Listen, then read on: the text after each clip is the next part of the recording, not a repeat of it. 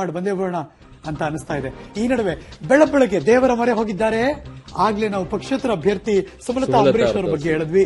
ಇದೀಗ ನಿಖಿಲ್ ಕುಮಾರಸ್ವಾಮಿ ಕೆಎಂ ದೊಡ್ಡಿಯಲ್ಲಿರುವ ಮನೆಯಲ್ಲಿ 7:30ಕ್ಕೆ ಪೂಜೆ ಪುನಸ್ಕಾರ. ಬೆಳಗ್ಗೆ ದೇವರ ಮೊರೆ ಹೋಗಿದ್ದಾರೆ ಮೈತ್ರಿ ಪಕ್ಷದ ಅಭ್ಯರ್ಥಿ ನಿಖಿಲ್ ಕುಮಾರಸ್ವಾಮಿ. Breaking news.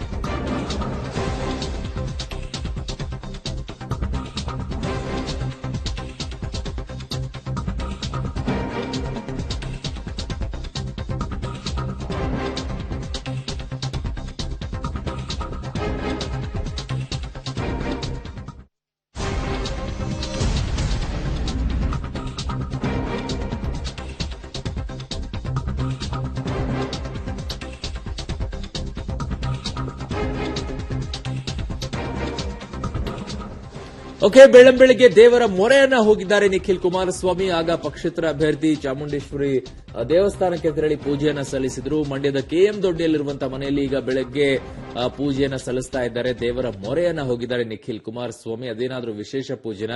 ಸಾಮಾನ್ಯವಾಗಿ ಮನೆಯಲ್ಲಿ ಪೂಜೆ ಮಾಡೇ ಮಾಡ್ತಾರೆ ಅವ್ರ ಮನೆಯಲ್ಲಿ. ಅದೇನು ಹೊಸದೇನು ಪೂಜೆ ಮಾಡ್ಲಿಲ್ಲ ಅಂದ್ರೆ ದೊಡ್ಡ ಅಪರೂಪ ಆಗ್ಬಿಡುತ್ತೆ. ಅವ್ರ ಮನೆಯಲ್ಲಿ ದೇವರ ಪೂಜೆ ಪ್ರತಿನಿತ್ಯವೂ ಕೂಡ ದೊಡ್ಡ ಮಟ್ಟದಲ್ಲಿ ನಡೆಯುತ್ತೆ. ಬಟ್ ಇವತ್ತು ಯಾವ ರೀತಿಯಾದಂತಹ ವಿಶೇಷ ಪೂಜೆಯನ್ನ ನೆರವೇರಿಸ್ತಾ ಇದ್ದಾರೆ ಅನ್ನೋದೇ ಕುತೂಹಲ.